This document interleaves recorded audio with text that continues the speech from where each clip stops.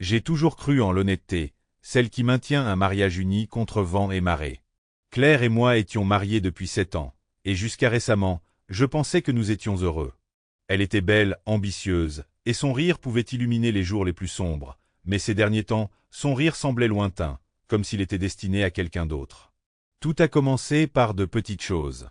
Elle a commencé à travailler tard plus souvent, à envoyer beaucoup de SMS, mais en gardant l'écran de son téléphone loin de moi, et à montrer soudain un intérêt pour la salle de sport. Seul. J'ai essayé de ne pas trop y penser. Les gens changent, les intérêts évoluent, et je lui ai fait confiance. Ce fut ma première erreur. Puis vint le nom. Ethan. C'est juste un ami de travail, avait-elle dit avec désinvolture. Un soir, au dîner, ses yeux étaient rivés sur son assiette. Je n'ai pas insisté. Pourquoi l'aurais-je fait? La confiance était le fondement de notre mariage. Mais sa façon de le dire m'a marqué comme une épine dans le pied. Au cours des semaines suivantes, Ethan est devenu un personnage récurrent dans sa vie. Elle le mentionnait en passant, évoquant son aide sur un projet, sa passion commune pour les films indépendants, sa blague hilarante lors d'une réunion. C'était toujours subtil, mais c'était là. Je me disais que j'étais paranoïaque, que mon esprit me jouait des tours. Jusqu'au jour où j'en ai eu le plus grand doute. Elle est rentrée tard encore une fois, sentant l'eau de Cologne chère, pas la sienne et certainement pas la mienne. Quand je lui ai demandé comment s'était passée sa soirée, elle a hésité une fraction de seconde avant de me répondre la même chose. Juste pour le boulot. Tu sais comment c'est. Mais je ne savais pas comment c'était. Claire ne me mentait jamais, et maintenant j'avais l'impression qu'elle le faisait avec aisance. Le lendemain matin, j'ai décidé de me fier à mon instinct. Il fallait que je sache la vérité. Le téléphone de Claire était verrouillé, mais elle avait oublié son Apple Watch sur la table de nuit. Elle avait toujours négligé de synchroniser ses messages, et je pariais sur cette négligence maintenant.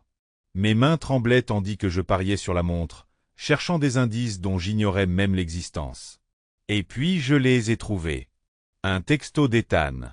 La nuit dernière a été incroyable. Je n'arrête pas de penser à toi. Le sol sous mes pieds sembla se dérober. J'éprouvais une vague de colère, de trahison et d'incrédulité. 7 ans de mariage, brisés par un seul texto. Mais je ne l'ai pas confronté. Pas encore. Il fallait que je rassemble davantage de preuves. Il me fallait un plan. Pendant les 2 semaines qui ont suivi, je suis devenu obsédé par les hommes. J'ai installé un petit traceur GPS dans sa voiture et une application discrète sur son téléphone qui transférait ses messages vers les miens. Je me détestais d'être descendu si bas, mais j'avais besoin de connaître toute l'étendue de sa trahison. Chaque preuve me faisait l'effet d'un couteau dans la poitrine. Dîner secret, rendez-vous nocturne, même projet d'escapade pour le week-end. Tout ça avec Ethan. À la fin, je n'étais pas seulement en colère. J'étais déterminé. Claire avait usurpé ma confiance, mon amour, et s'en était moquée.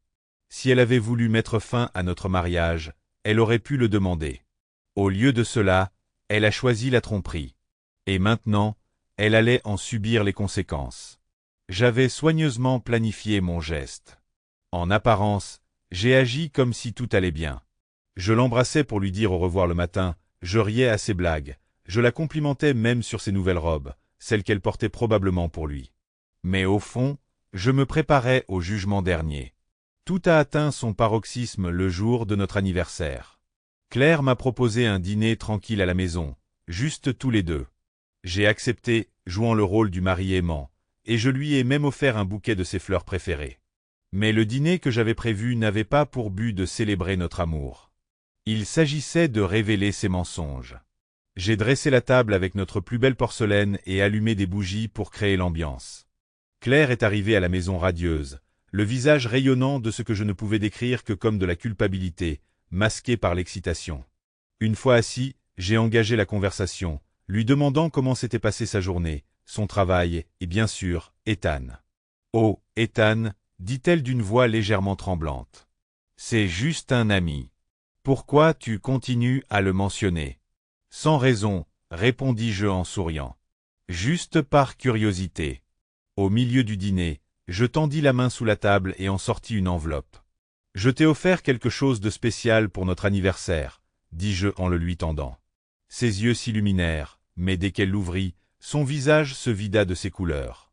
À l'intérieur se trouvaient des captures d'écran imprimées de ses textos avec Ethan, des photos de leur rendez-vous secret et une copie de la réservation d'hôtel qu'ils avaient faite pour leur week-end. Je la regardais feuilleter les pages, les mains tremblantes, le souffle court. « Tu veux m'expliquer » demandai-je d'une voix calme mais ferme. Claire balbutiait, ses excuses déferlant dans un désordre paniqué. « Ce n'est pas ce que ça paraît. C'est juste un ami. » Ces textos sont sortis de leur contexte. Hors contexte? J'ai ri amèrement. Vous allez me dire que la soirée d'hier était géniale, qu'il s'agissait d'une réunion de travail? Les larmes lui montèrent aux yeux tandis qu'elle implorait pardon, prétextant une erreur, un moment de faiblesse. Mais j'en avais assez entendu. Tu ne m'as pas seulement trahi, dis-je d'une voix plus forte. Tu as trahi notre mariage, notre vie ensemble, et pourquoi? Un homme qui ne t'aime probablement même pas autant que moi? Elle a essayé de me tendre les bras, mais je me suis éloigné. Ne le fais pas. Mon geste suivant fut le coup de grâce. J'avais invité quelques invités à notre dîner d'anniversaire, et juste à temps, la sonnette retentit. Claire me regarda, confuse et effrayée, tandis que je m'approchais de la porte et l'ouvrais pour révéler ses parents, les miens et, plus satisfaisant encore, la femme d'Ethan. La pièce s'est transformée en chaos. La mère de Claire a fondu en larmes, son père a crié, incrédule, et la femme d'Ethan, une femme fougueuse nommée Laura, a fait irruption comme un ouragan, exigeant des réponses.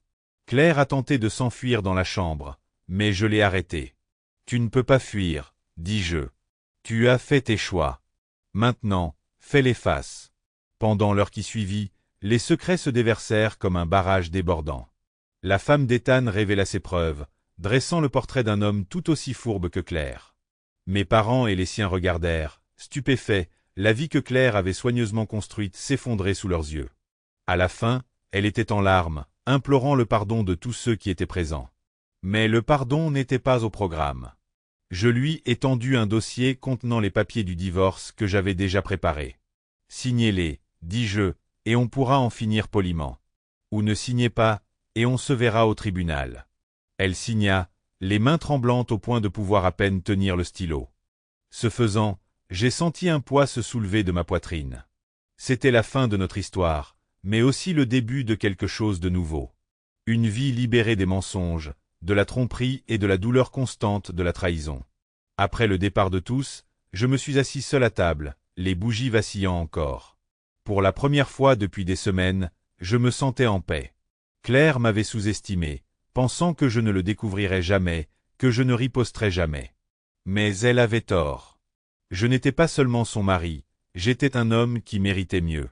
Et maintenant, je voulais la voir.